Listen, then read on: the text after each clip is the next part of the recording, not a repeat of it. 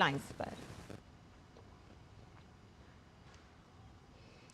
BRICS के विदेश मंत्रियों की बैठक जारी। विदेश मंत्री डॉक्टर जयशंकर ने कहा कि उथल-पुथल वाले वैश्विक परिदृश्य में उभरते बाजार को ब्रिक्स के स्थिरता लाने की उम्मीद। ब्रिक्स देशों से विश्वसनीय आपूर्ति श्रृंखलाओं और विविध बाजारों पर ध्यान देने पर दिया जोर।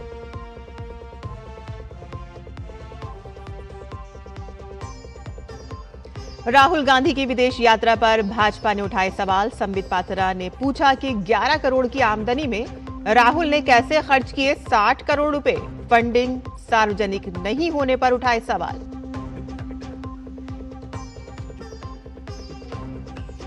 प्रधानमंत्री नरेंद्र मोदी की अपील का असर। सरकारी काम के लिए केंद्रीय मंत्री नितिन गडकरी ने पुणे में की बस से यात्रा। त्रिपुरा में भी 50% सरकारी कर्मचारियों के लिए वर्क फ्रॉम होम।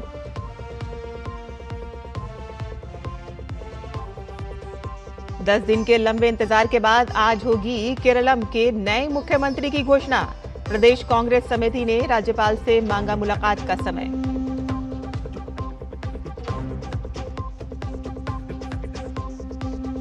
बीजिंग में ट्रंप और जिनपिंग के बीच हुई शिखर वार्ता। ट्रंप ने कहा कि दोनों देशों का होगा शानदार भविष्य। जिनपिंग का दोनों देशों को साझेदार बनने पर जोर।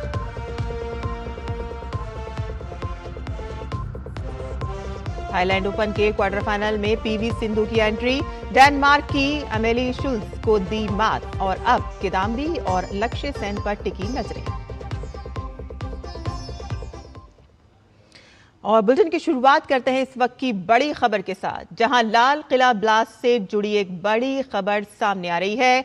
लाल किला ब्लास्ट मामले में एनआईए ने चार्जशीट अपनी दाखिल कर दी है।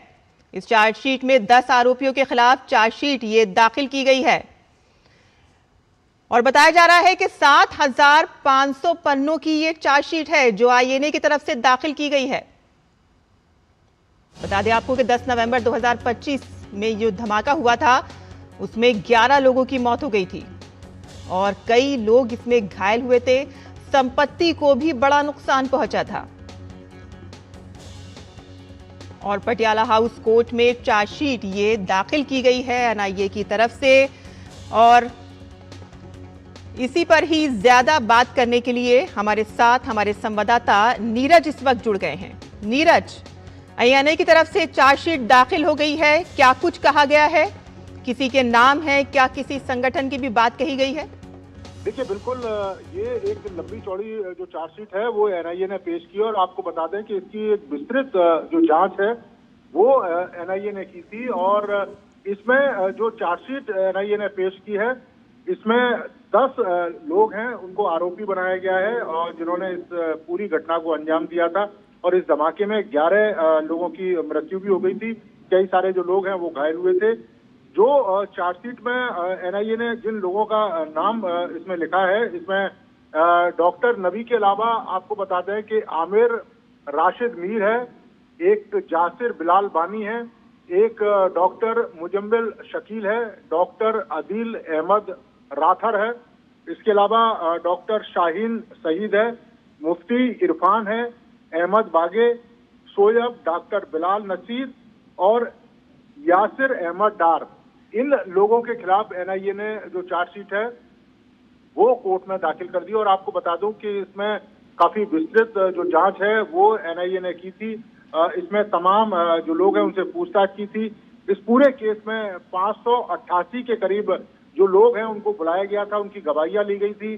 395 से ज्यादा दस्तावेज थे और 200 से ज्यादा ऐसी चीजें जब्त की गई थी जिनसे इनकी जो मिली भगत है वो स्पष्ट हो रही थी। तो आप समझ सकते हैं कि ये कितना बड़ा मामला था और देश के अलग अलग हिस्सों में इसके जो तार हैं वो जुड़े हुए थे। और एनआईए का ये भी कहना है कि ये सिर्फ एक धमाका ही नहीं था, बल्कि एक तरीके से प्रयास भी था कि आने वाले समय में और बड़े धमाके इस तरह के देश के अलग अलग हिस्सों में किए जाएं। तो एनआईए ने एक तरीके से जो चार्जशीट है वो दाखिल कर दी है। और आपको मैं बता दूं इसमें सबसे इंटरेस्टिंग चीज ये थी कि पहली बार जो व्हीकल वन इम्प्रोवाइज्ड एक्सप्लोसिव जो डिवाइस है उसका प्रयोग किया गया था कि किस तरीके से व्हीकल को उड़ाना है और उसमें ये जो डिवाइस है वो लगाया गया था जिसकी वजह से लाल किले के आसपास काफी जो नुकसान है वो देखने को मिला था। और ये सभी के सभी जो आरोपी हैं अंसार गजवत उल हिंद संगठन से जुड़े हुए थे, और ये संगठन अल कायदा की एक तरीके से सब कॉन्टिनेंटल शाखा के तौर पर काम कर रहा था। तो एनआईए ने तमाम दस्तावेज और तमाम जो सबूत है वो अब कोर्ट में पेश कर दिए, एक चार्जशीट है वो दाखिल कर दी। नीरज, काफी लंबी चौड़ी ये चार्जशीट दाखिल की गई है, 7,500 पन्नों की ये चार्जशीट है। जाहिर सी बात है कि काफी तवील इसमें तफ्तीश की गई होगी, तभी इतनी लंबी चार्जशीट इसमें दाखिल हुई है। 588 आपने कहा कि जो लोग हैं उनकी गवाहियां इसमें शामिल हैं। क्या हम जानना चाहते हैं कि ये 10 के 10 जो आरोपी हैं जिनके नाम आपने हमको बताए, कि क्या ये जो डॉक्टर नबी हैं उन्हीं के साथी थे या किसी और संगठन से भी जुड़े हुए थे, या अल फला यूनिवर्सिटी का भी इसमें नाम कुछ शामिल है, या और भी कुछ संगठन हैं जिनके नाम इसमें आ रहे हैं? देखिए, बिल्कुल डॉक्टर नबी से ही ये लिंक थे और कहीं ना कहीं एक दूसरे से मुलाकात भी करते रहते थे, एक दूसरे के साथ संपर्क में भी थे। अल फला यूनिवर्सिटी का भी नाम आया था, आपने देखा भी था कि किस तरीके से वहां पर कई सारे जो डॉक्टर्स हैं वो इस पूरे जो काम है उसमें अंजाम देने में लगे हुए थे। किस तरीके से ब्रेन वॉश करना है, किस तरीके से जो एक्सप्लोसिव है वो बनाना है। एनआईए ने जो चार्जशीट दाखिल की है उसमें एक इंटरेस्टिंग चीज है, उसका जिक्र किया है कि ये तमाम जो आतंकवादी हैं वो 2022 में श्रीनगर में एक बैठक हुई थी, उस बैठक में ये शामिल हुए थे और वहीं पर एक योजना बनाई गई थी और उसके बाद इस पूरे के पूरे घटनाक्रम है उसको अंजाम दिया गया था।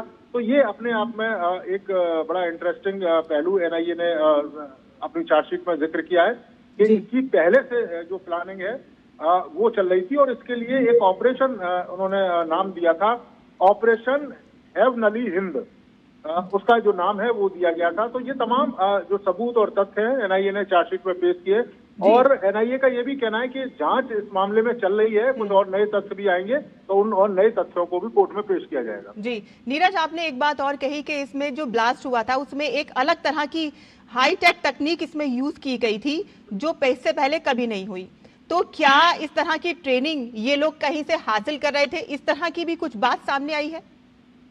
देखिए, बिल्कुल ये आतंकवादी जैसा जिक्र ही कर रहा था कि अलकायदा आतंकवादी संगठन की एक शाखा थी और ये आतंकवादियों से लगातार संपर्क में थे। श्रीनगर में जैसे 2022 में एक गुप्त बैठक हुई थी और उसमें एक ऑपरेशन का बाकायदा नाम दिया गया था और एक तरीके से हम कहें कि जो सफेद पोश आतंकवादी है, क्योंकि ये भी पहली बार निकलकर सामने आया था कि बड़े पैमाने पर डॉक्टर इसमें शामिल थे कि किस तरीके से इस ऑपरेशन को अंजाम देना है ताकि किसी को भी भनक ना लगे या कोई भी एक तरीके से शक ना कर पाए कि कोई डॉक्टर आतंकवादी घटना में लिप्त होगा। क्योंकि हमेशा से भारत के अंदर ये देखा गया है कि डॉक्टर को देवता के तौर पर माना जाता है, जान बचाने वाला माना जाता है, लेकिन ये एक अलग तरह का आतंकवादियों का ऑपरेशन था जहां डॉक्टर जान लेने वाले थे और वो भी मासूमों की, निर्दोष लोगों की।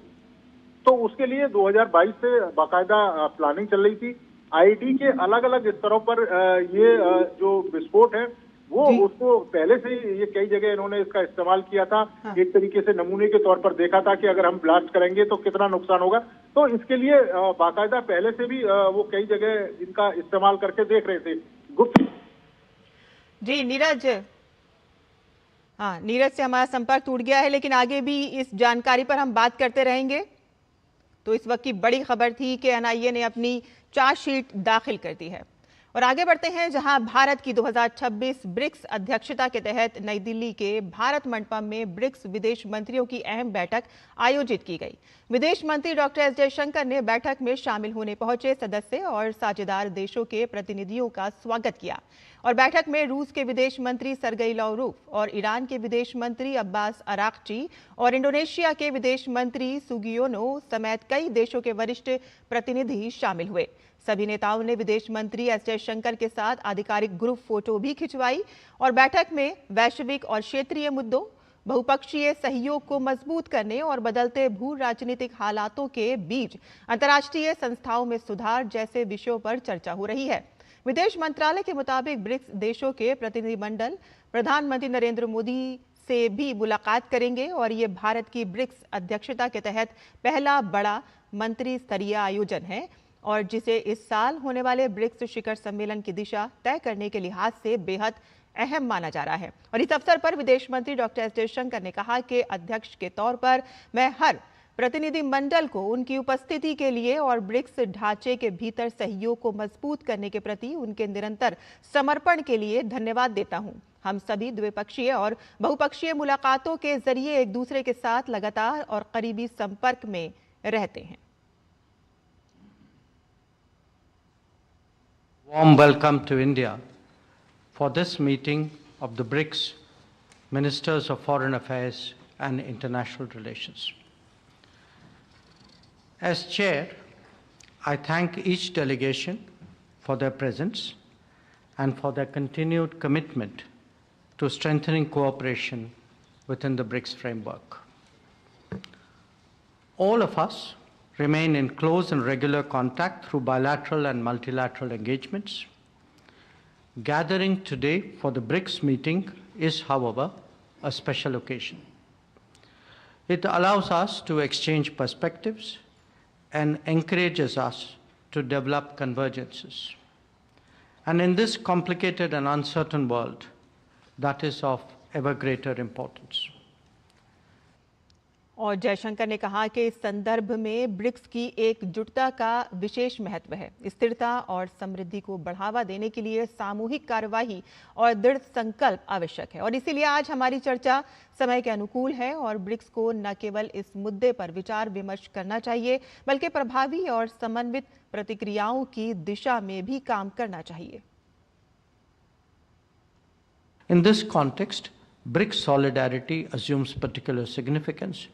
Collective action and resolve are essential to promote stability, sustainability, and prosperity.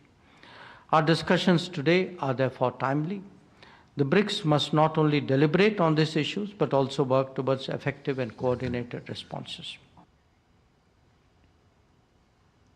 और आगे बढ़ते हैं और इस वक्त की एक और बड़ी खबर सामने आ रही है जो केरल से है, जहां वीडी सतीशन होंगे केरलम के नए मुख्यमंत्री। जी हां, आपको बता दें कि ये जो फैसला है अब हो गया है। केरलम से बड़ी खबर यहां सामने आ रही है। वीडी सतीशन केरलम के नए मुख्यमंत्री के तौर पर सामने आए, उनका नाम सामने आ गया है। कांग्रेस विधायक दल की बैठक में ये फैसला लिया गया। हालांकि ये फैसला कल ही हो गया था, लेकिन आज इसकी घोषणा की गई है।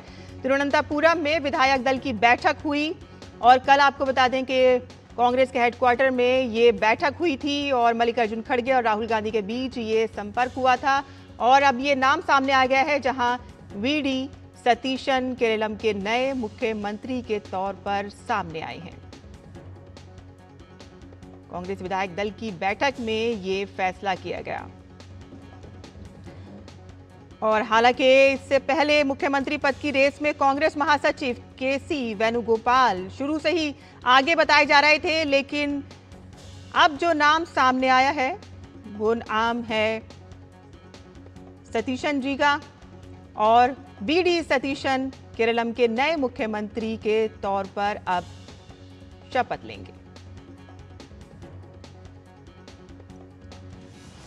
और इसी पर और ज्यादा जानकारी के लिए हमारे साथ इस वक्त कुमार आलोक जुड़ गए हैं। कुमार, जिस तरह से लगातार खबरें चल रही थी कि केसी वेणुगोपाल शुरू से ही आगे बताए जा रहे थे, लेकिन अब जो खबर आए हैं वो सतीशन जी हैं, वो मुख्यमंत्री के तौर पर निकलकर सामने आए हैं। तो हम ये जानना चाहते हैं कि उनका नाम पार्टी ने क्यों आगे रखा। देखिए, बहुत ही इंटरेस्टिंग बात है कि मुख्यमंत्री का चुनाव करने में कांग्रेस को 10 दिन लग गए और तमाम आलोचनाओं का सामना करना पड़ रहा था, खासकर भारतीय जनता पार्टी के साथ साथ जो केरल में मुख्य विपक्षी दल है कम्युनिस्ट पार्टी, वो भी लगातार आलोचना कर रहे थे। और इस जो जड़ता आई थी, तो जड़ता के मुख्य जो अभिनेता थे वो केसी वेणुगोपालन थे, जिनकी नज़र मुख्यमंत्री की कुर्सी पर थी। और दूसरी चीज़ कि वो राहुल गांधी के बहुत ही करीबी हैं, महासचिव हैं और लगभग वो आश्वस्त थे कि उनका नाम मुख्यमंत्री के लिए घोषित किया जाएगा, अलाकमान के द्वारा घोषित किया जाएगा। लेकिन जद्दोजहद चलता रहा और काफ़ी कड़ा विरोध, वहाँ पर विधायकों का कड़ा विरोध था और डिस्ट्रिक्ट जो प्रेसिडेंट थी या डिस्ट्रिक्ट कांग्रेस में लगातार उनका विरोध हो रहा था कि केसी वेणुगोपाल ने अगर मुख्यमंत्री बनेंगे तो पार्टी टूट जाएगी। और आपने कल देखा होगा कि वायनाड, जहाँ से प्रियंका गांधी पिछली जो लोकसभा चुनाव काफ़ी भारी अंतर से वो जीती थी, वहाँ कल डिस्ट्रिक्ट जो कार्यालय है कांग्रेस का, वहाँ पर बड़े बड़े पोस्टर लगाए गए थे कि अगर केसी वेणुगोपालन को मुख्यमंत्री बनाया जाएगा तो हम वही हाल करेंगे जिस तरीके से अमेठी में राहुल गांधी का किया गया था और स्मृति ईरानी को हमने जिताया था, तो वायनाड से हम प्रियंका गांधी को जीतने नहीं देंगे। और राहुल के खिलाफ भी काफ़ी पोस्टरबाजी वहां पर हुई थी। और दूसरी जो सबसे इंटरेस्टिंग चीज़ है कि वीडी सतीशन जो है, वीडी सतीशन को जो एक कांग्रेस की तरफ से तो समर्थन उनको मिल ही रहा था विधायक दल की ओर से, लेकिन जो एक बड़ी पार्टी जो एलआई है कांग्रेस की वहां पर आईयूएमएल, तो आईयूएमएल के 22 विधायक जीत के आए हैं इस बार। तो आईयूएमएल का भी प्रेशर था कि वो वीडी सतीशन को ही मुख्यमंत्री बनाए। लेकिन कांग्रेस यहां पर डर रही थी ये कि वो आईयूएमएल के दबाव में अगर आती है और वीडी सतीशन को मुख्यमंत्री बनाती है तो उन पर अपीसमेंट का आरोप लगेगा, क्योंकि आपने देखा होगा कि बंगाल का जो चुनाव हुआ उसमें कांग्रेस 2 सीटें जीती, उसमें एक खास समुदाय के लोग जीत के आए। असम में जो चुनाव हुआ वहां भी पार्टी बुरी तरीके से हारी, लेकिन वहां पर भी उनके मुस्लिम उम्मीदवार ही जीत के आए। तो ये लग रहा था कांग्रेस को कि अगर हम वीडी सतीशन को मुख्यमंत्री बनाएंगे आईयूएमएल के दबाव में तो एक संदेश ठीक नहीं जाएगा। और यही वजह थी कि जद्दोजहद में कांग्रेस रही। एक और जो कैंडिडेट थे रमेश चन्नीथला, बहुत बड़े नेता हैं वो, वहां नेता प्रतिपक्ष रह चुके हैं, भारतीय युवा कांग्रेस के अध्यक्ष रह चुके हैं और इसके अलावा नेता प्रतिपक्ष रह चुके हैं, तो दौड़ में वो भी थे। लेकिन केसी वेणुगोपालन बहुत ही एक तरह से कहीं के आश्वस्त थे कि मेरा मुख्यमंत्री बनना तय है, क्योंकि मैं राहुल गांधी के सबसे करीबी हूं। और लगातार वो प्रयास करते रहे। और राहुल गांधी के कितने करीबी हैं आप समझ सकते हैं कि जब 2019 में वो लोकसभा चुनाव हार गए केरला में, तो उन्हें राजस्थान से राज्यसभा का सदस्य बनाकर भेजा गया।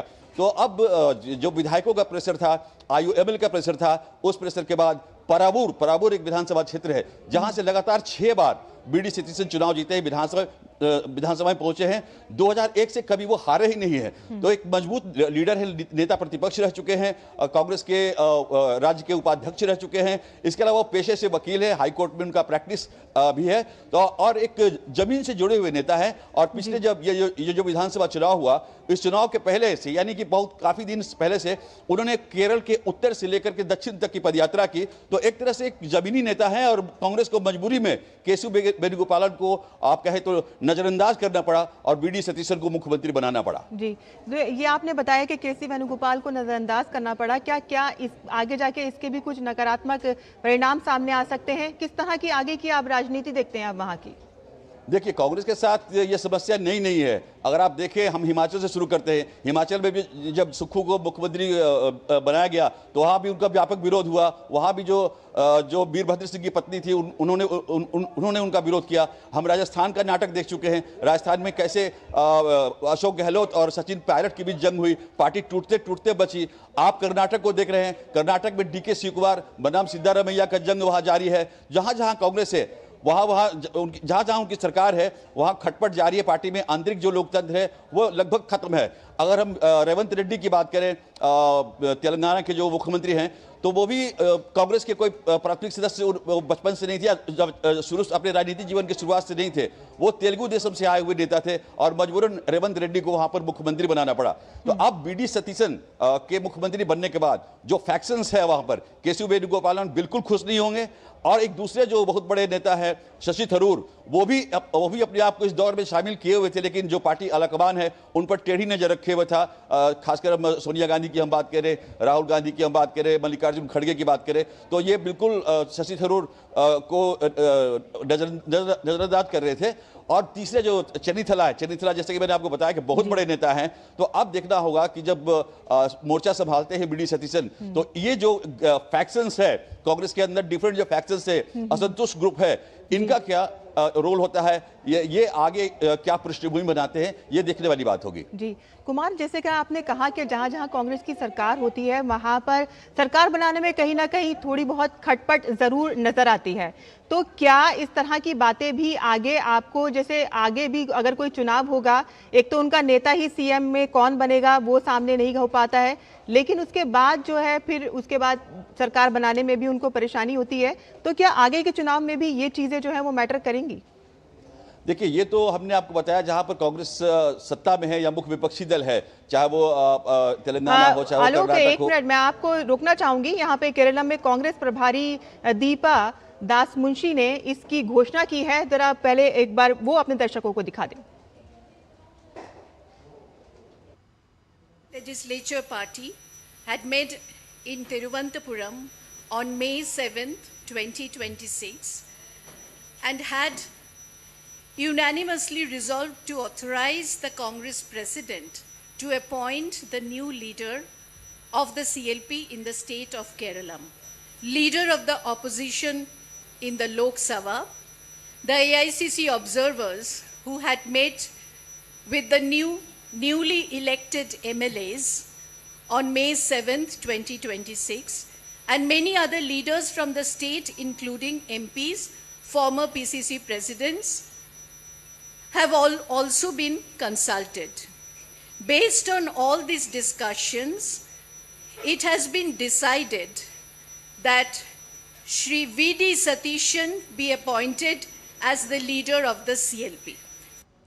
जी, तो वीडी सतीशन जिनका घोषणा कर दी गई। मैं आपसे कुमार आलोक दोबारा से उसी सवाल पर आना चाहूंगी कि जिस तरह से खटपट आपने कहा कि हर बार देखने को मिलती है, तो आगे भी क्या इसका असर पड़ेगा आगे आने वाले चुनावों पे? मैं अगर बताऊं कि जैसे कि हम उन राज्यों की बात कर रहे हैं जहां पर कांग्रेस या तो सत्ता में है या तो मुख्य विपक्षी दल है। आप आसाम को देखिए, आसाम में वहां पर हेमंत बिश्व शर्मा जो कांग्रेस के कद्दावर नेता थे, उनको तरजीह ना दे करके कांग्रेस ने तरुण गोगोई के बेटे को, गौरव गोगोई को आगे खड़ा किया। परिणाम सामने है। आज बिश्व शर्मा असम के मुख्यमंत्री और भाजपा के कद्दावर नेताओं में से एक गिने जाते हैं। उसी तरीके से अगर आप अन्य स्टेट्स को देखें जहां पर कांग्रेस का वजूद नहीं है, आप बिहार की बात करें, बिहार में कांग्रेस का वजूद नहीं है, लेकिन वहां पर कम से कम 12 फैक्शंस हैं, 12 अलग अलग गुट है वहां पर बटे हुए। उत्तर प्रदेश का वही हाल है जहां पर कांग्रेस वजूद भी नहीं है, वहां भी आंतरिक लड़ाई इनकी जोरों पर है। हरियाणा में हुड्डा बनाम अन्य, हुड्डा बनाम शैलजा।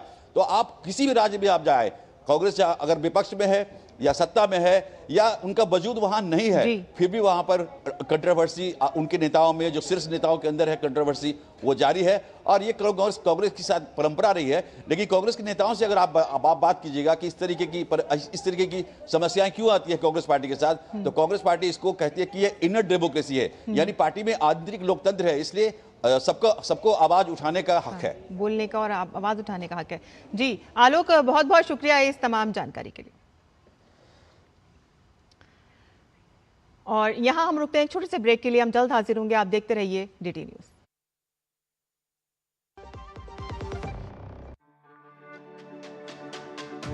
मेरी पसंद, मेरी पसंद, मेरी पसंद, मेरी पसंद,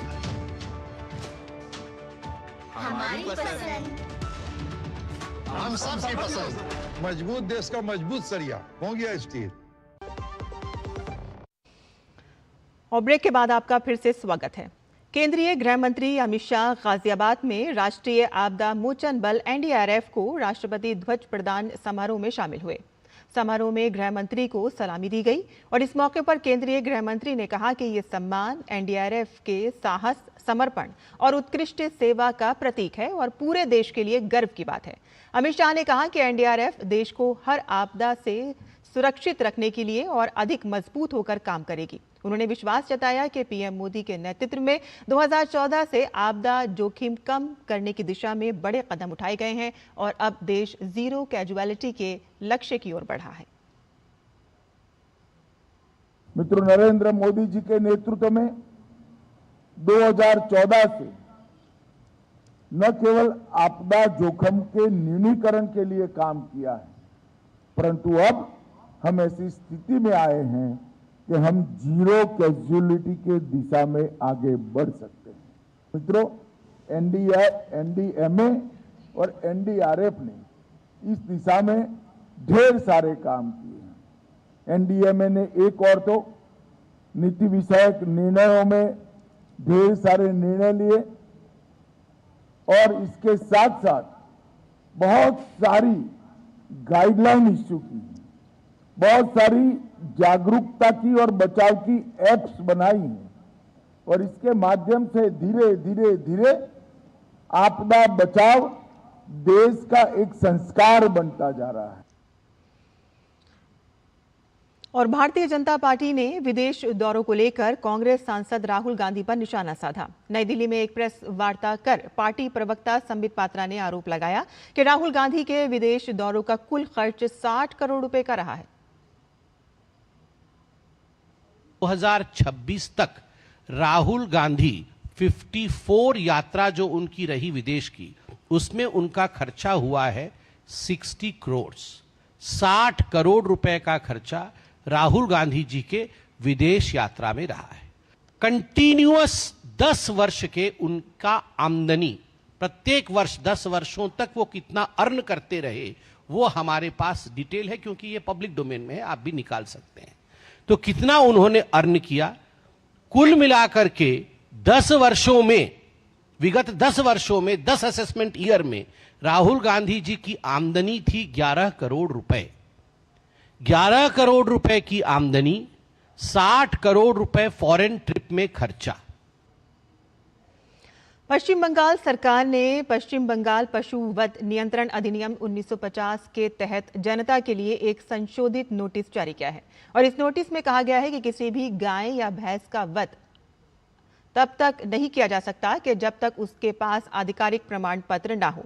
ये प्रमाण पत्र ये प्रमाणित करता है कि वह पशु वध के लिए उपयुक्त है। संशोधित नोटिस में यह भी कहा गया है कि सार्वजनिक स्थानों पर खुले में पशु वध की अनुमति नहीं होगी। मुख्यमंत्री शुवेंदु अधिकारी ने पशु बलि के लिए सरकारी प्रमाण पत्र अनिवार्य कर दिया है और नई गाइडलाइंस के तहत 14 वर्ष से कम आयु के किसी भी पशु की बलि की अनुमति नहीं होगी। तो वहीं सरकारी प्रमाण पत्र के बिना गाय, बैल, सांड, भैंस या बछड़े की बलि पर पूरी तरह से प्रतिबंध लगा दिया गया है। सरकार द्वारा जारी निर्देशिका में कहा गया है कि नगरपालिका चेयरमैन, पंचायत समिति अध्यक्ष और सरकारी पशु चिकित्सक की संयुक्त लिखित सहमति मिलने के बाद ही किसी पशु को बलि के योग्य माना जाएगा। सरकारी आदेश में यह भी स्पष्ट किया गया है कि कानून लागू करने के लिए यदि प्रशासनिक अधिकारी या सरकारी पशु चिकित्सक बलि स्थान का निरीक्षण करने पहुंचते हैं तो उन्हें रोका नहीं जा सकेगा। और निर्देशिका में चेतावनी दी गई है कि नियमों का उल्लंघन करने पर 6 महीने तक की जेल, 1000 रुपए तक का जुर्माना या दोनों सजा हो सकती हैं। और चीन के राष्ट्रपति शी जिनपिंग ने आज अमेरिकी राष्ट्रपति डोनाल्ड ट्रंप का बीजिंग स्थित Great Hall of the Peoples में वार्ता के लिए स्वागत किया और कहा कि 2026 चीन अमेरिका संबंधों के लिए ऐतिहासिक और मील का पत्थर साबित होने वाला होगा और दुनिया की 2 सबसे बड़ी अर्थव्यवस्थाओं वाले देशों के नेताओं के बीच बृहस्पतिवार और शुक्रवार को कई दौर की बातचीत होनी है। और Great Hall of the Peoples चीन की राजधानी बीजिंग में स्थित एक भव्य सरकारी भवन और राष्ट्रीय सभा स्थल है और शी ने Great Hall of the Peoples पहुंचने पर ट्रंप का स्वागत किया और उनका चीनी अधिकारियों से परिचय कराया और इसके बाद शी ने ट्रंप के साथ आए अमेरिकी अधिकारियों से हाथ मिलाया और बाद में दोनों नेताओं ने एक साथ सलामी गादर का निरीक्षण किया और फिर वार्ता के लिए रवाना हुए। बैठक की शुरुआत में शी जिनपिंग ने ट्रंप से कहा है कि उन्हें उम्मीद है कि 2026 चीन अमेरिका संबंधों के लिए ऐतिहासिक और निर्णायक वर्ष साबित होगा। उन्होंने कहा कि चीन और अमेरिका को मिलकर इस दौर की चुनौतियों का जवाब देना चाहिए। और इसी के साथ ही हमारा ये बुलेटिन यहीं खत्म होता है। आगे आप देख सकते हैं एक्सप्रेस 100। मुझे अनुमति दें। नमस्कार।